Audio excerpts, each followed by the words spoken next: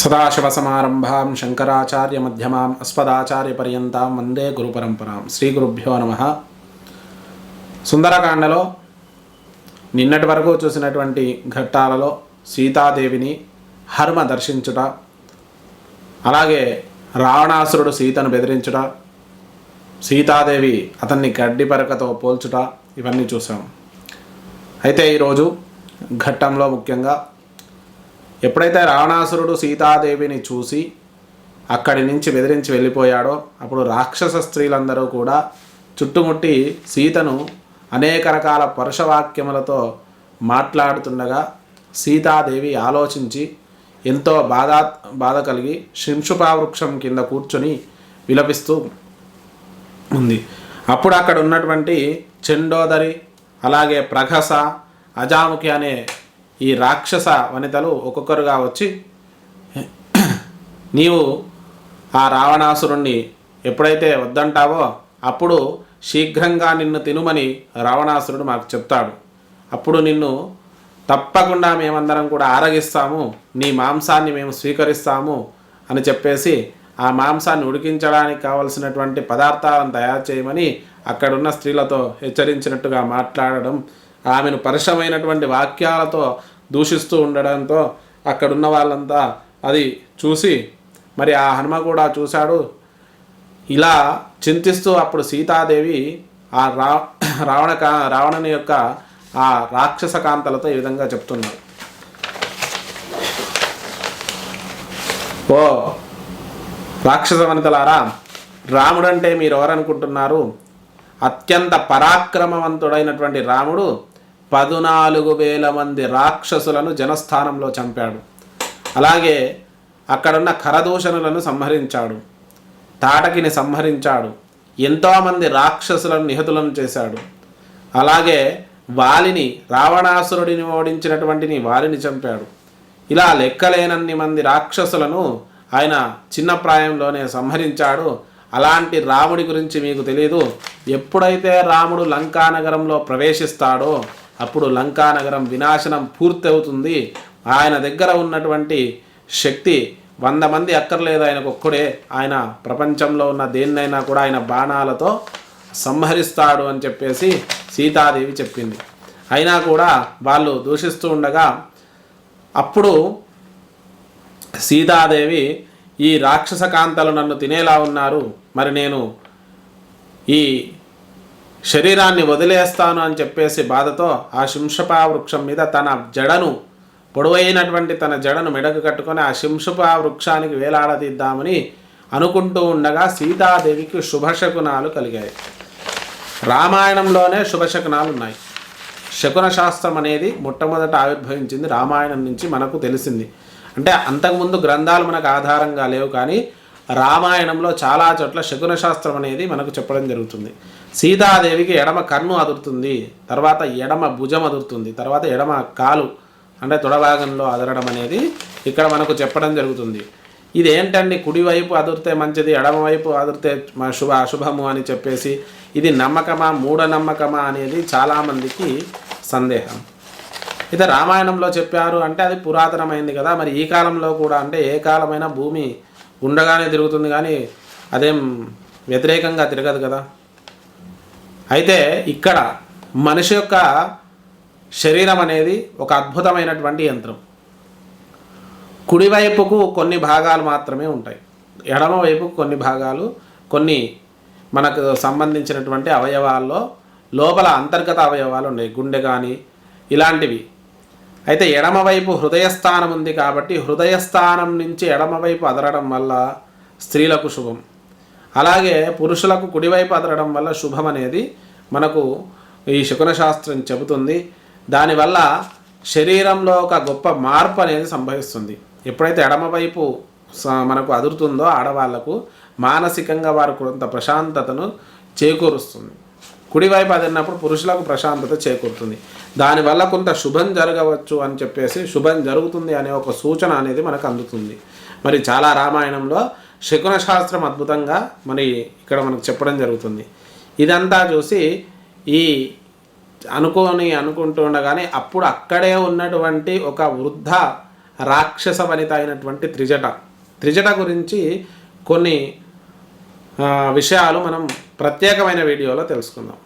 త్రిజట అనేది కాలజ్ఞానాన్ని తెలిసినటువంటి రాక్షస కాంతం. దాంతోపాటు ఆమె వృద్ధ వనిత అని చెప్పేసి ఇక్కడ చెప్పడం జరిగింది. అయితే విభీషణుని కుమార్తె అని కూడా మనకు ఒక ఆధారంగా ఉంది, ఇందులో అయితే లేదు. ఇక్కడ రాక్షస వనిత అయినటువంటి వృద్ధ స్త్రీ అయినటువంటి త్రిజట అనే ఆమె ఈ స్త్రీలందరితో కూడా హెచ్చరిస్తూ చెప్పింది, నాకు ఒక అద్భుతమైనటువంటి భయంకరమైనటువంటి ఒళ్ళు గగుర్పడిచేటువంటి ఒక భయంకరమైనటువంటి స్వప్నం వచ్చింది నాకు. ఈ స్వప్నం ఎలాంటిది అంటే లంక వినాశనాన్ని సూచించేటువంటి ఒక పెద్ద స్వప్నం ఇది. మరి దాని గురించి మీకు చెప్తాను. ఆ సీతాదేవిని మీరెవరు కూడా దూషించకండి. ఆమె సాక్షాత్తు జగన్మాతయే ఈ రూపంలో లంకా నగరాన్ని నశింపజేయడానికి వచ్చినటువంటి ఆ సాక్షాత్తు అమ్మవారే ఆమెను మీరు ఎవరు కూడా దూషించరాదు అని చెప్పేసి చెప్పడం జరుగుతుంది. మరి ఎప్పుడైతే అలా చెప్తుందో వాళ్ళందరూ కూడా ఒక్కసారి భయపడిపోయారు. అసలు ఏం స్వప్నం వచ్చింది అని తెలుసుకోవాలని అందరూ కూడా ఆ త్రిజట వైపు చూస్తూ ఉన్నారు. అదంతా కూడా పైనుంచి హనుమ వీక్షిస్తూనే ఉన్నాడు. అప్పుడు వెంటనే త్రిజట చెప్పింది, నాకు ఉదయము సూర్యోదయాత్ పూర్వము ఒక స్వప్నం వచ్చింది. ఇక్కడ స్వప్నశాస్త్రం కూడా మనకు చెప్తారు, గుర్తుంచుకోండి. ఇవన్నీ ఆధారమా కాదా అంటే మనకు మహర్షులంతా కూడా వారు మన శాస్త్రాలన్నింటినీ కూడా తయారు చేసి పెట్టారు. ఆనాటి పరిస్థితుల ఆధారంగా మన శరీర ధర్మాన్ని ఆధారంగా వచ్చే స్వప్నాలు నిజమవుతాయా, వచ్చే శకునాలు నిజమవుతాయా అనేది వాళ్ళు చెప్పడం జరిగింది. ఇక్కడ మనం చూసుకుంటే ఆ త్రిజటా స్వప్నం అనేది చాలా అద్భుతమైనటువంటి ఘట్టము. దీనికి చాలా శక్తివంతమైనటువంటి స్థానం ఉంది ఈ సుందర. ఎప్పుడైతే ఆ త్రిజట చెప్పడం మొదలుపెట్టిందో వీళ్ళంతా కూడా ఉత్సాహంతో వినడం మొదలుపెట్టారు. నాకు ఉదయాన్నే ఒక కల వచ్చింది. మరి రామ లక్ష్మణులిద్దరూ కూడా శంఖ దిందుబులతో తెల్లటి వస్త్రాలు ధరించి, తెల్లటి మాలలు ధరించి, శ్వేత గంధాన్ని వాళ్ళు అలుముకొని ఆ యొక్క తెల్లటి 4 దంతములు కలిగినటువంటి గజముపై కూర్చుండి లంకానగరం పైనుంచి వాళ్ళు వెళ్తున్నారట. మరి వారితో పాటు సీతాదేవి కూడా ఈ తెల్లటి వస్త్రాలను ధరించి, తెల్లటి మాలలు ధరించి ఆ రాముడితో కలిసి అక్కడ పైన అంతరిక్షంలో ఆ 4 దంతములు ఉన్నటువంటి ఏనుగు తెల్లటి ఏనుగుపై వారు కూర్చొని ఉన్నారట. ఇది నాకు కనిపించింది. ఎప్పుడైతే తెలుపులో ఉన్నటువంటి వస్త్రాలు గంధాలు ధరిస్తారో అప్పుడు శుభ సూచకం అని చెప్పేసి రామాయణ శాస్త్రం చెబుతుంది. స్వప్నం అలాంటిది వస్తే మంచిదని. ఇక దాంతోపాటు వీళ్ళంతా పుష్పక విమానంలో ఉత్తర దిక్కుగా పోయినట్టుగా మనకు ఈ స్వప్నం వచ్చిందని చెప్పేసి త్రిజట చెప్తుంది. ఉత్తర దిశ అంటే అయోధ్యానగరం ఉత్తరంకు ఉంది. మనం ఇది గమనించాలి. లంక దక్షిణానికి ఉంటే ఉత్తరానికి మనకు అయోధ్య ఉంది. అలా తీసుకోండి. ఇక ఉత్తరం అనేది దేవతాస్థానము, దక్షిణం అనేది పితృదేవతలు, యమస్థానము, యముడు మొదలగు దేవతలు, అలాగే నరకాది లోకాలన్నీ కూడా దక్షిణం వైపు ఉంటాయి. కాబట్టి ఉత్తరం వైపు వీళ్ళు వెళ్ళారు, దేవతాస్థానం వైపు. మరి వీళ్ళ సంగతి ఏంది? లంకానగరం. వెంటనే హనుమ లంకానగరాన్ని కాల్చకముందే ఇక్కడ లంకానగరాన్ని హనుమ కాలుస్తాడు అని చెప్పేసి ఇక్కడ త్రిజట చెప్తుంది. వెంటనే అక్కడ చెప్పడం ఏంటంటే ఒక కపి వస్తాడు, ఆ కపి దూతగా వచ్చి లంకను మొత్తం కాల్చి వెళ్తాడు, లంక మొత్తం శ్మశానంగా చేసి వెళ్తాడు మొట్టమొదట.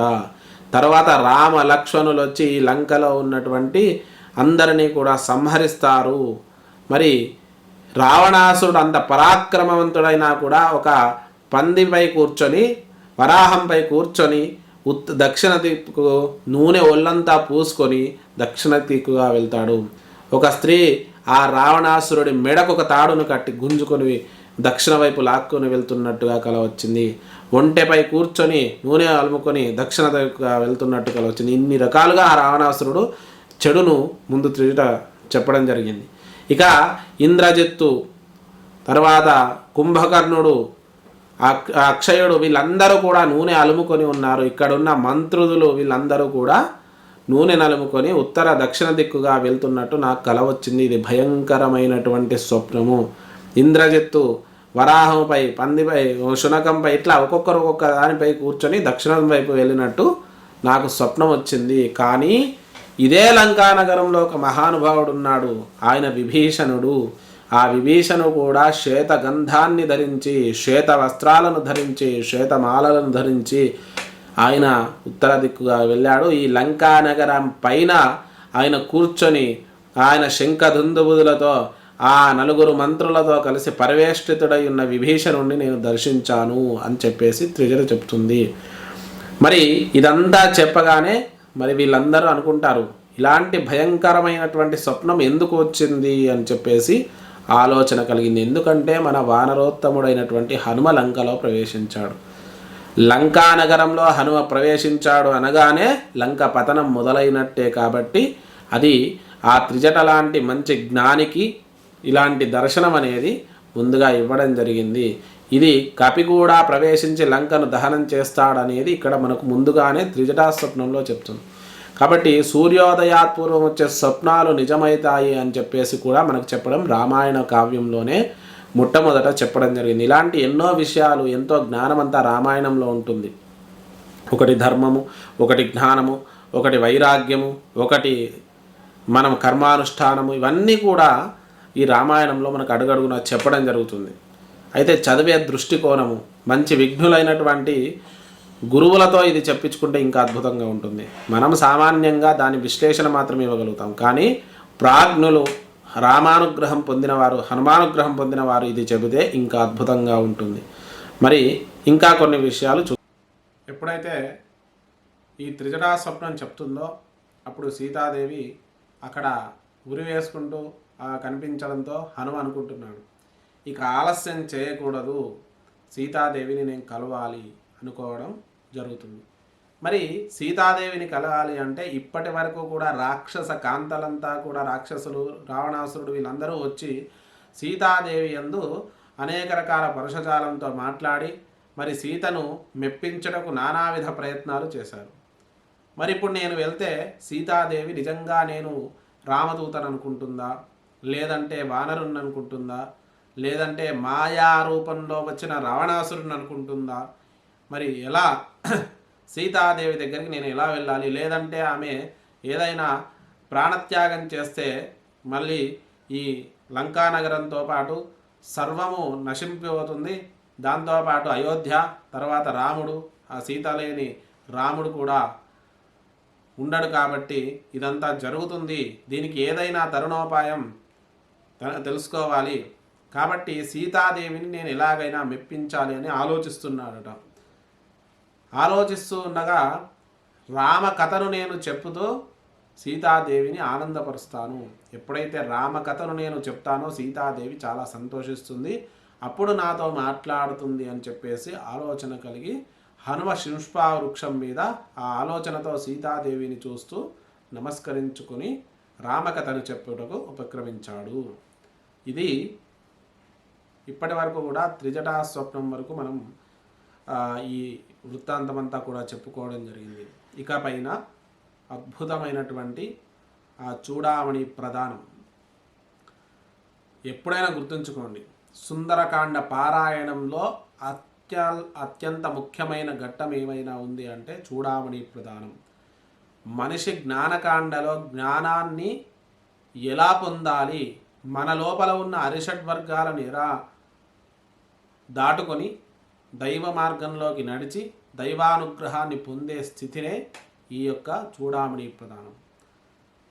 ఏదైతే మనం ఈ సుందరకాండలో ఉన్నటువంటి అన్నీ కూడా సర్వము జ్ఞానాత్మకమైనటువంటివి, కథారూపకంగా మనం తెలుసుకున్నా కూడా వైరాగ్య భావనతో ఇది చదివితే మనకు అత్యద్భుతమైనటువంటి ఆ ఈశ్వర సాంగత్యము అనేది కలుగుతుంది.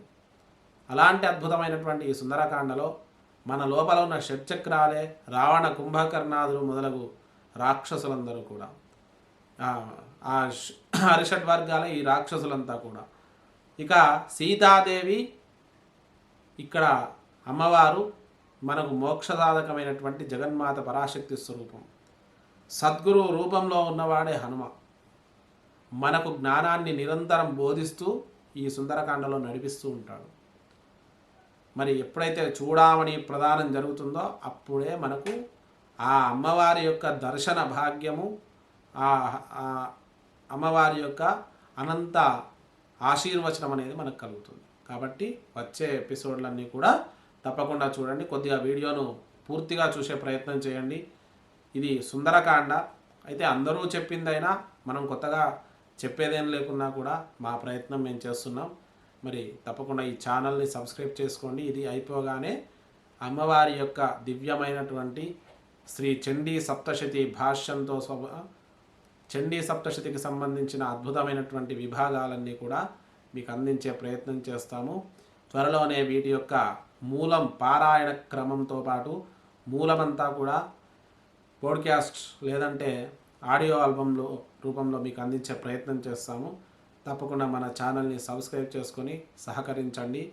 మీరు మా ఛానల్కి సహకరించాలి అంటే అనేక రకాలుగా సహకరించవచ్చు. నంబర్లు కూడా ఇవ్వడం జరుగుతుంది. ఇంకా సబ్స్క్రైబ్ చేసుకొని సబ్స్క్రైబర్స్ పెరగాల్సి ఉంది.